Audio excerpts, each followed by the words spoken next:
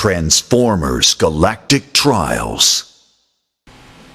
Hey everyone, it's Nico, and in this video we're going to be taking a look at Transformers Galactic Trials, and this is the Nintendo Switch version that I'm going to be playing throughout this review.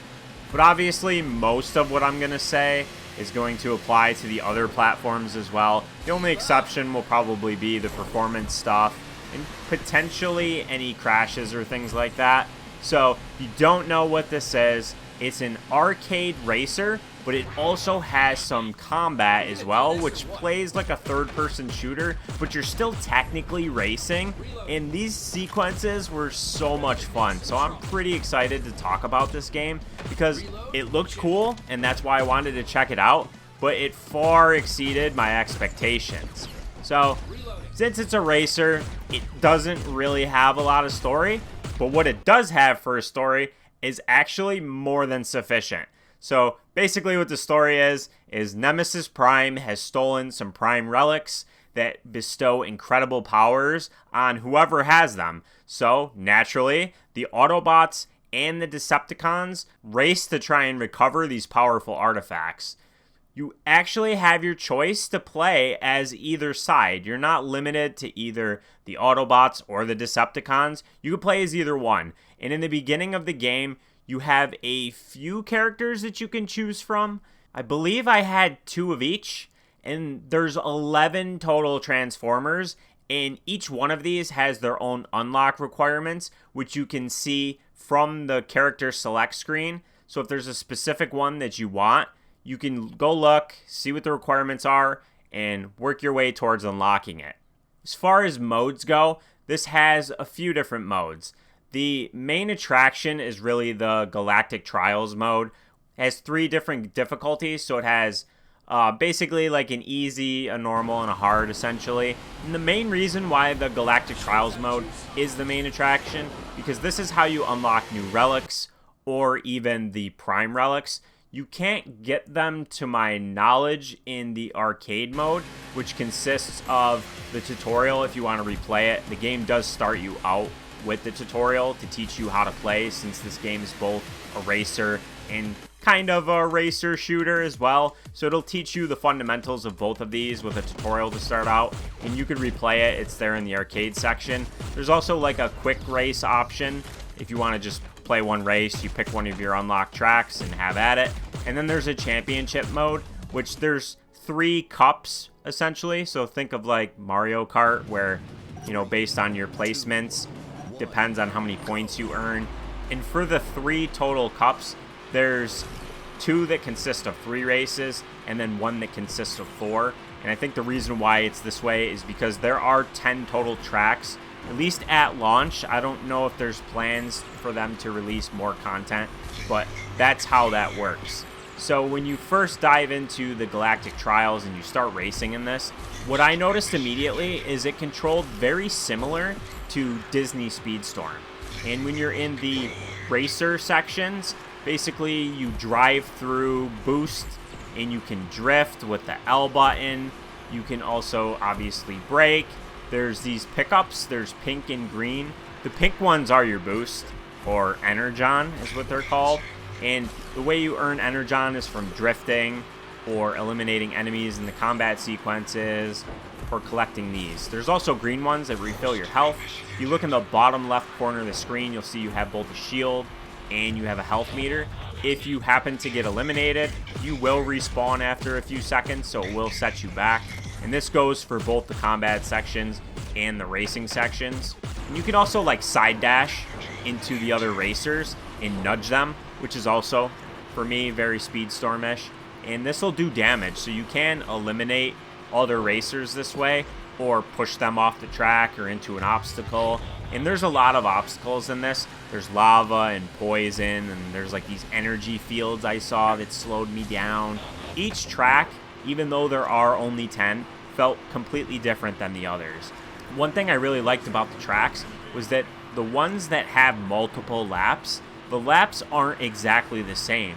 Each lap will be slightly different. You'll have different combat sections. You'll have different racing sections. So it doesn't feel the same lap to lap. and that does give it a fair bit of variety and makes it a lot better than if it was not this way, in my opinion. Now, the combat sections are something that kind of caught me by surprise a little bit, just because I've never experienced anything like this in a racing game.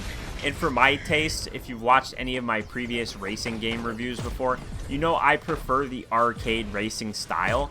Having these combat sections was kind of a breath of fresh air for racing games, because I've never experienced this before, and I like shooting games just in general, and these control really great because each of the different Autobots or Decepticons, they have their own special ability that you can use if you have a full Energon meter, and you can also like look behind you if you're in first and you have everybody shooting at you, which does happen a lot.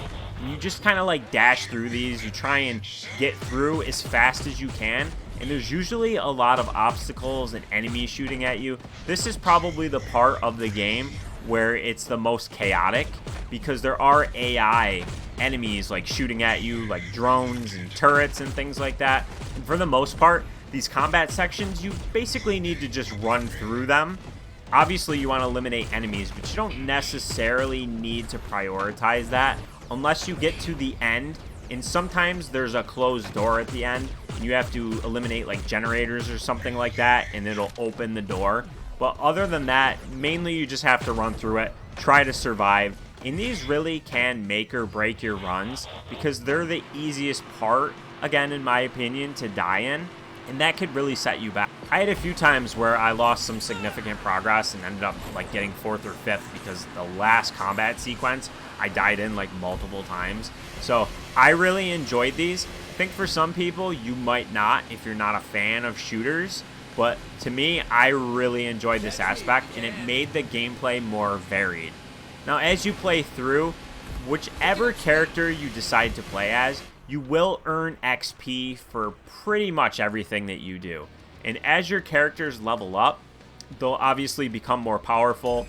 There's certain thresholds like level 5, level 10, where you'll earn something extra, whether it's a different ability that you can choose or potentially a new like color palette swap.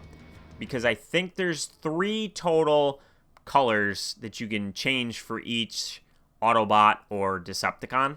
And while you can earn XP in the arcade modes, you cannot earn the artifacts or the relics in the arcade mode. So only in Galactic Trials will you earn these. And when you get to the end of a Galactic Trial, you'll basically earn like a loot box. It'll give you 3 different relics to choose from, and whichever one you pick will be permanently unlocked. So then you can use it in future runs, and then you can use it in the arcade mode. So although I did play Championship mode, Galactic Trial to me was the best part of the game. The game does a really great job of explaining all of its mechanics and fundamentals, so I'm not going to dive too much more into it. But as you play through the Galactic Trial mode, there is a lot of customization and choices that you have available to you.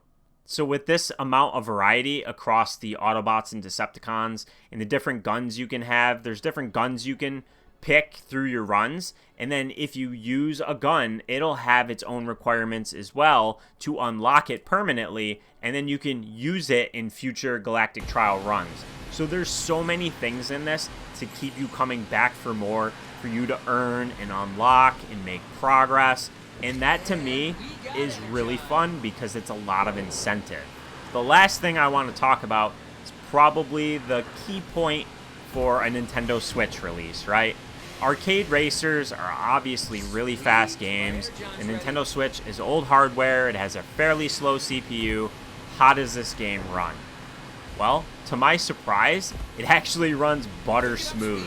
And there's times where there's a lot of light effects and things on the screen, and it gets really chaotic in the combat sequences, and I didn't notice any slowdown. This game controls very responsive, very fast, very smooth. I don't necessarily know if it's 30 FPS or 60. I don't have the software to measure that, but I can tell you that it did feel like 60. So if it is 30, it didn't feel like 30. The only issue I ran into, and this might be something across all platforms, and it only happened to me once, and it wasn't that big of a deal because when it happened, I didn't really lose any progress, is I did have the game crash on me at the end of a race in the Galactic Trials mode. So basically it crashed, kicked me to the Switch dashboard. I loaded it back up, and since the Galactic Trial mode does save, I was able to just pick up right where I left off. It wasn't a huge deal, but obviously crashes are never ideal.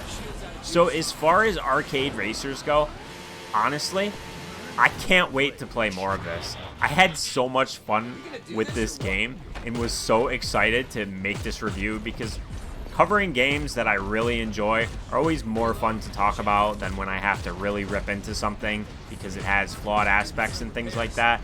And while I do think it would have been nice to have a few more tracks, like maybe 12 would have been nice, I do still think that the 10 tracks that are here are varied enough and enjoyable enough to keep this feeling fun. I enjoyed trying a few of the different Autobots and Decepticons, tinkering with the different upgrade systems and relics and guns, and really trying to optimize my run when I did get the same track over. You could also play this 2 players. I'm not entirely sure how that would run on the Switch when you're playing split screen.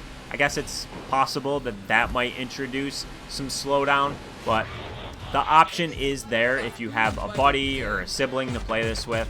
So as far as my opinion on this goes, if you like arcade racers, you should absolutely play this. And if the combat sequences sound fun to you, then you should definitely get this. Because that was such a breath of fresh air for me to play a racing game that had varied gameplay like that.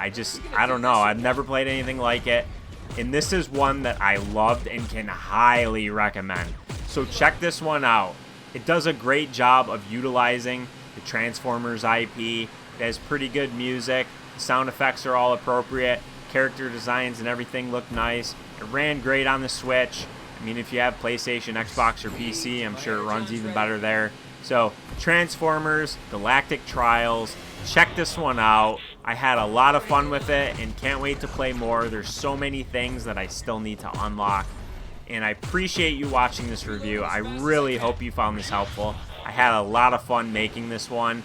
And if you have any questions on something that I missed, please let me know down in the comments, and I'll be sure to get back to you. But until next time, have a good one.